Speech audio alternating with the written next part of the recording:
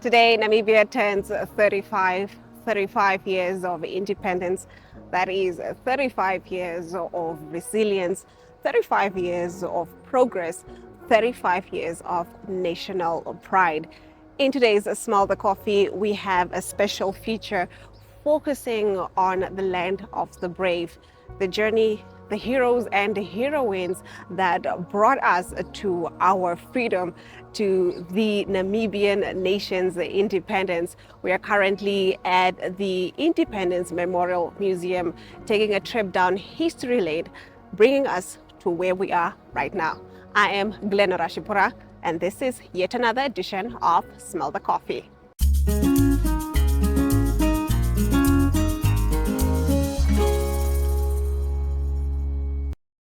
Before we take a trip down history lane, Miss Namibia 2024 Priska Anyolo reflected on her journey as Miss Namibia, and she reflected on how she represented Namibia at the global stage.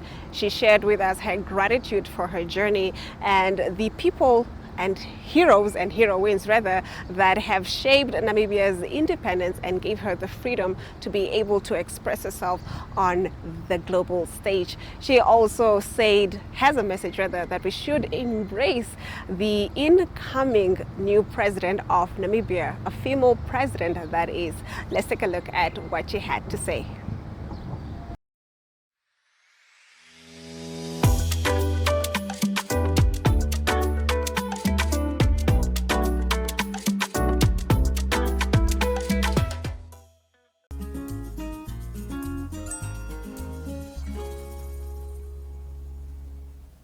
Joining us now is the brand ambassador for Namibia. When you see her, you see Namibia. Priska Anyolo, Miss Namibia 2024. All right, you represented Namibia on a global stage, yes, on a global scale. Everyone, when they saw you, they thought Namibia.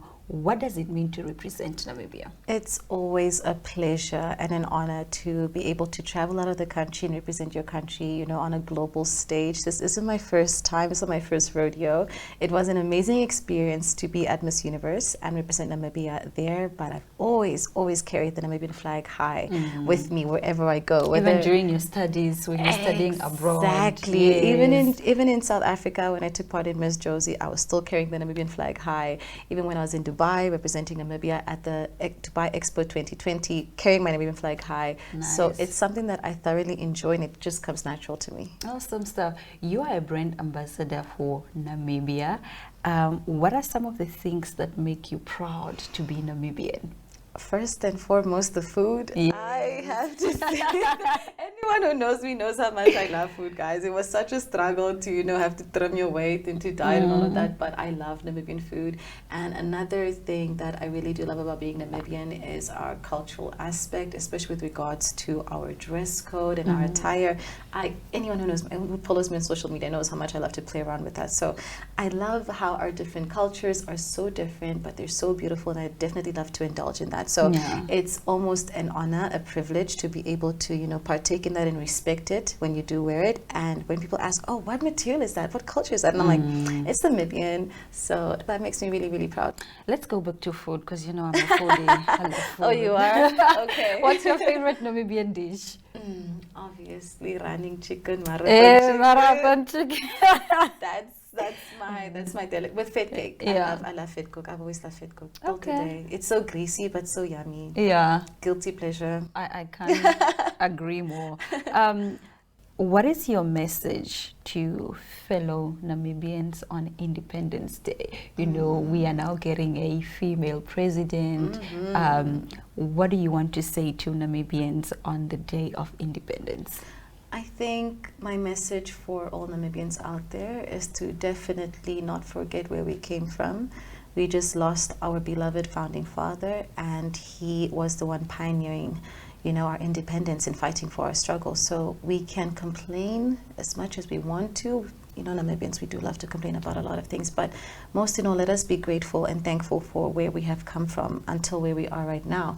We wouldn't have all of these privileges, this freedom that we have, if it wasn't for certain freedom fighters that, you know, shed their blood for our cause. So I definitely also want to welcome and celebrate the ushering in of a new female president, Yeah. and to support her rather than criticize all of her moves that she'll make. Let's support her. Let us give constructive criticism where it is due, and let us love this new generation that we're currently entering right now. Priska Agnolo, ladies and gentlemen, thank you so much for joining us. You are so welcome. Thank you for having me.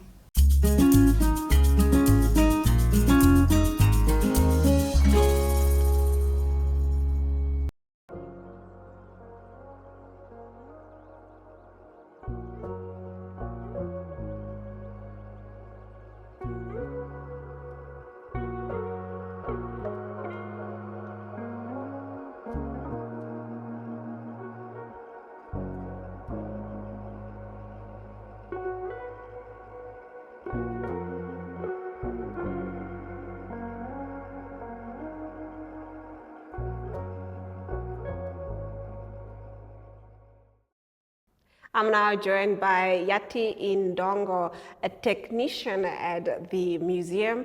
And in my eyes, I think you're a historian, but I'm guessing I'm not supposed to call you that No, you're allowed, yet. it's fine. We talk about history here anyway, so might as well actually be called a historian, so it's fine. Could you tell the viewers a little bit about yourself, your background, what you studied, and why you chose this profession? All right, so I've always loved history, mainly because of my mom. She was always telling me stories about what was happening during the liberation struggle, apartheid era, and I was always interested in poking her like, so tell me more stories. Yes, some things were very horrific. Some things, there were happy times during that time as well. So even in high school, I had a teacher who was very good. Our history teacher was great. He really, I don't know, instilled the love of history and just teaching us about where we came from, what people fighting for us to be where we are at today. And I took it up to university as well. So university, it was not my first major. And my first major was supposed to be clinical psychology, but then I come back to history. I saw it in one of my list of modules. So I decided to actually just go with history. I've always loved history. I loved studying the past and just seeing where we are today from where we came from. That was very interesting for me. So it was mainly the interest and the love of just the subject itself. Take us through, just briefly, your day-to-day, working here at the museum. How does that look like for you? For me, it's mainly, majority of the time, we do guided tours. So we guide our visitors into the different galleries, different floors. We have 3 different floors, and they have different themes, as well as do research, background research on some of the themes that we already have here and some that we don't, because then we do get visitors that suggest for us, like, okay, can you actually connect some of the history that is not here? So we have to actually do a background search. So there's a lot of research that if we goes can into really connect it. Yeah, there's a lot. There's a lot that can be done with history. So yeah, it's mainly that, and also doing, what is this? Just checking in things if we are getting artifacts in, or if we have to actually get some out, loan them to other museums. So that's my day-to-day activities, let me say. Today, Namibia turns 35 years. That's 35 years of independence, 35 years of freedom. What role do you think that the museum and the exhibitions here play in, honoring and celebrating that, Namibia is an independent country? All right, so I'll say, okay, this is a memorial museum. We keep the history alive for people to connect. I mean, we've made it our own. It's no more about the Europeans, because then that's the main thing. It's that Europeans created museums for themselves, but then we are actually making museums our own. We are decolonizing history to make it our own, so we tell our own story. How does the museum ensure that the younger generations, are learning and engaging in the history that has shaped, what what we now have as a free country, you know, the land of the brave, 35 years of independence. How do you engage the young people? Okay, so we do have points where we invite schools so they can take them through guided tours. During Heritage Week, that usually happens in September, we have a Heritage Week scavenger hunt where we invite different schools to come and take part in a competitions where they will be actually answering history-related questions of themes that are displayed here. So that's how we engage the youth or like schools, let me say. How has the museum evolved over the years in telling Namibia's story? As I mentioned before, we have evolved by decolonizing history. We've made museums our own, involving our own communities to be part of we get artifacts from them so that we can display in our museums. Totally. Oh, yes, they get to tell us what this is really meant for, and so we have an understanding of it. In a sense, yes, making history our own as Africans or Namibians, let me just say. We talk about there's different structures of maintaining, you know, the Independence Museum. There's different departments. Let's talk about the departments that help keep, you know, the history alive, and also talk about how the museum engages in preserving the exhibits that are here, as briefly as you can, of course. All right. So we are under social sciences, and social sciences has history department, anthropology, display and anthropology play a very big role. I mean, we are history. We do get to do the research of what we want to be displayed here. So display will come in and just actually see where they will place what we want. The anthropology, we have conservator there who actually makes sure that we have the right lighting that doesn't, that will not affect or damage our artifacts. So in a nutshell, that's how I'll put it. I love that. Yeah. I love that. Can you just mention one key feature why people should come to the Independence Museum and just experience and see the history for themselves? Well, just one. Okay, there are quite a few, but No, just one main there's one. definitely a few. I mean, there's a lot. We have, I don't know, the history that they could actually connect to. There's a lot of things that people may discover that they didn't know about. We do also have, a great view at the restaurant on the 4th floor. So that will be something of interest for them as well. Yeah. Thank you. So we are not letting you go just yet. Okay. On the other side of the break, you will be taking me through a guided tour of the museum. We'll be right back.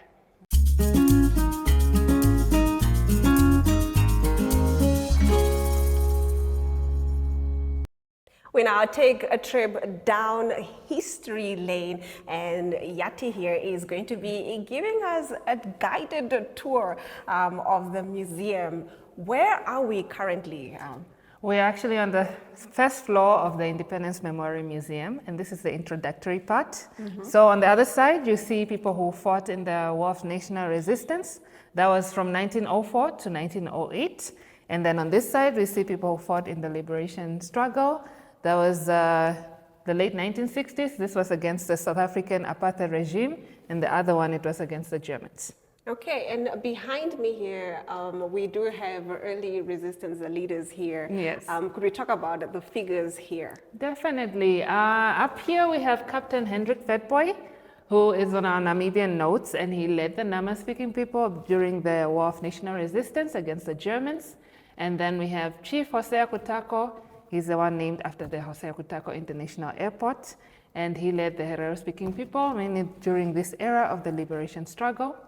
And then down here we have King Mandume Adimfayo, who I would say was more or less in both eras, but he mostly fought against the Portuguese as well as the South African regime.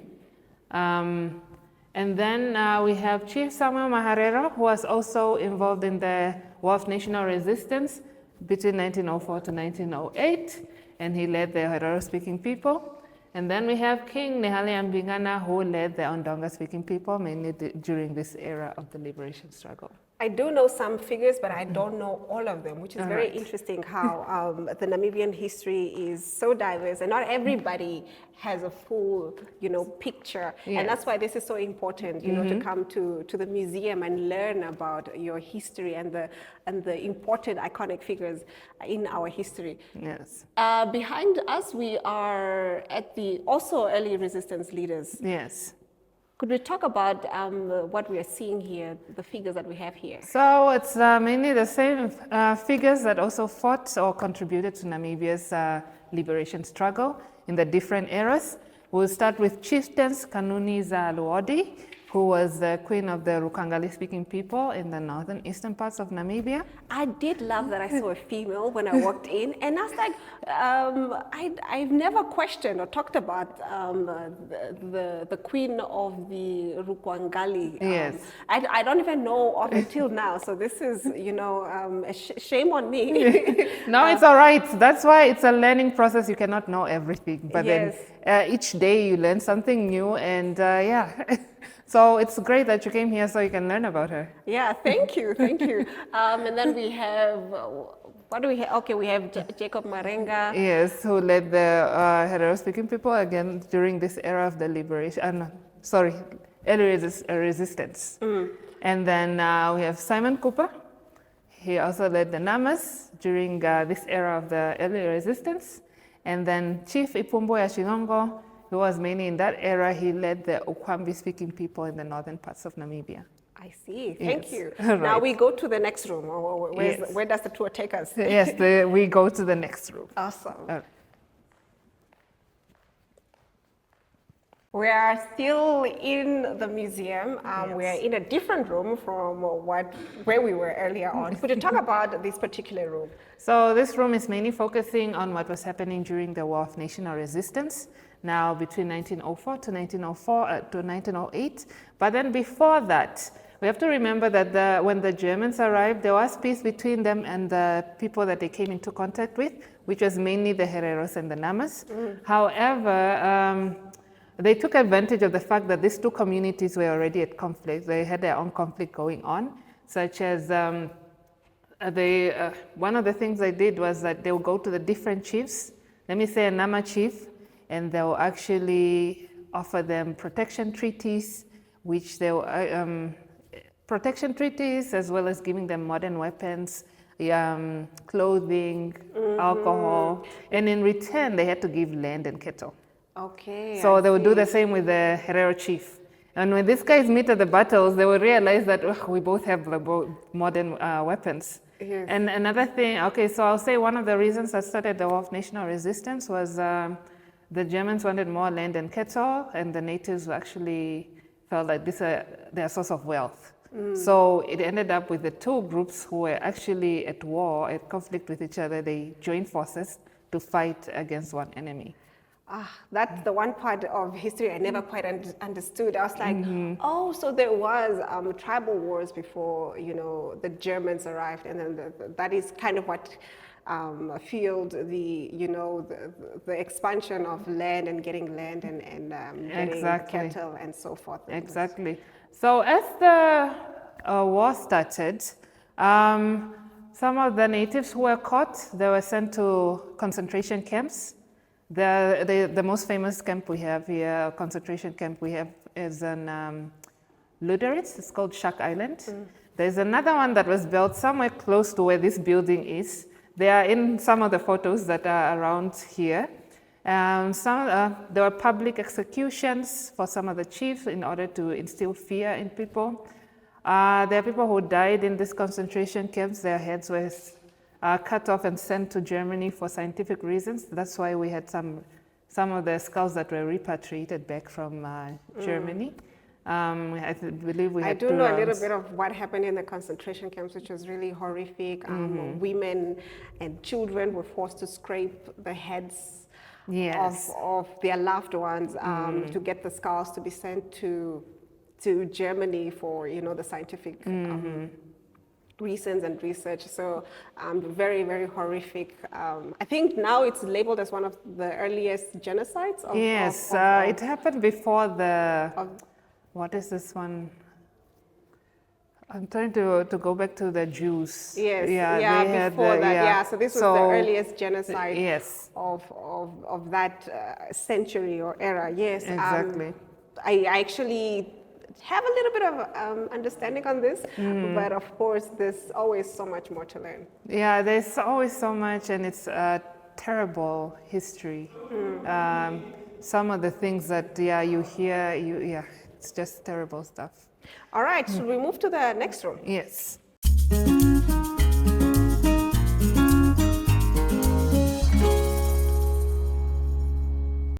Now we are on the second floor of the museum. Let's talk about the room that we are currently in. All right, so this room is mainly focusing on the intensification of the war. Now this is the liberation struggle.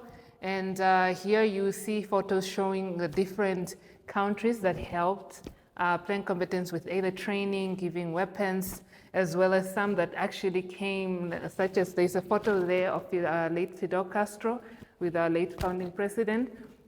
He's highlighted there mainly because of the Cuito-Carnaval battle. This was the battle that actually forced South Africa to sit down and start thinking about giving Namibia their independence, because then they were mainly defeated here. This battle happened between 1986 and 87. So this is the catalyst to eventually Namibia getting independence, would you say? Yes. Awesome. I love that. I love that. We do, I love that you mentioned that.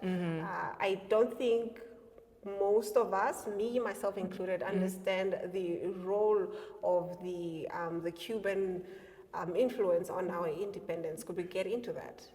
Well, I can give you a little bit of insight. Cubans actually came to fight alongside plan combatants in the Cuito-Carnaval battle. I'm not sure the percentage, but I know it's more than 50% of the troops led by Fidel Castro as a commander fought now at the Cuito-Carnaval. And there's two tactics that plan combatants actually use. There's the guerrilla operations, and then there's conventional warfare. The plan combatants actually used guerrilla operation, where they will actually ambush their enemies by camouflaging themselves with either mud, branches of trees. And then there's a conventional warfare. Your enemy sees you coming with a conventional warfare. Guerrilla operations, it's surprise attacks. Yeah. So they didn't do the conventional. Bush attacks. Yes, exactly. They'll probably be with that exactly. So conventional warfare, you see your enemy coming. So they didn't use that tactic. But then because then the South African army was actually one of the biggest army in Africa at the time. However, when the Cubans came, now the Cubans were fighting on a conventional level, because then they had modern weapons and tactics to fight. It wasn't only any more guerrilla operations, where it would be small armies. The army was now also big. Now with a combination of plan combatants, I love that bit, and now I can go through a little bit of what I know to friends and family to show them that, you know what, I can be a history buff. We will take a look at the next room, right? Yes, definitely. Nayati, I know that you are bringing us to, the end of this mini guided tour. Of course, we can't cover the whole museum just for the sake of time. All right. So concluding off, let's talk about this room that we are in. It is the second floor and the significance of it to, the road to independence. All right, so this room here is focusing on the Kasinga attack that happened on the 4th of May, 1978. And this was a refugee camp mainly filled with women and children who were not trained in any military sense. And they're actually attacked by the South African Defense Force. So on the other side, you see how the planes were actually dropping the bombs. And then this being what was happening during that attack. Plus minus 900 people died, mostly women and children. In that attack, that's why we commemorate this day as Kasinga Day. It's a public holiday in Namibia. So it played a significant role because there was a documentary that was shot, I believe, 2 days after the attack that was actually used to actually show the international world that this is what the South African regime is doing to us. And they're saying we are happy with their ruling or them ruling us, but then this is what they're doing to our people. So I'll say it was one of the, attacks that played a significant role. Because then after this attack, also the United Nations Security Council passed the UN Resolution 435. But then it was only implemented in 1989.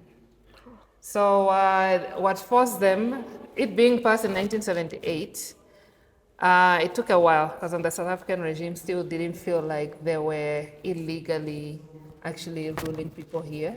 What forced them to finally give us our independence was the Quito Naval battle that happened between now 1986 to 1987. Hence, the UN Resolution 435 was now only implemented in 89. Okay, all right. I know we have to conclude the tour, and this was so much more enlightening than had I just come on my own and didn't have a guide or someone to just tell me this is what this signifies and this is what was happening here.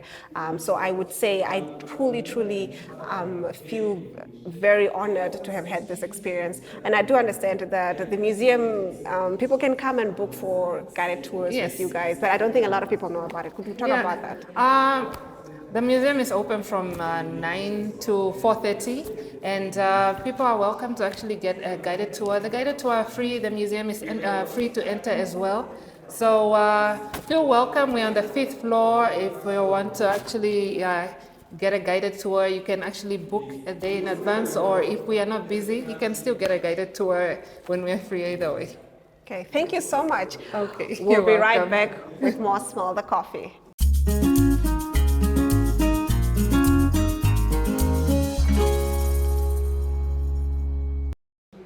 On this day in 1990, Namibia swore in its first democratically elected president, His Excellency, the late Dr. Sam Shavishuna Nujoma. And today we are swearing in our first female president. On that note, I have to say goodbye, and that's all the time that we have for you today as we honor and celebrate Namibia's independence and where we are going as the land of the brave. From me, Glenn Rashipura, until next time.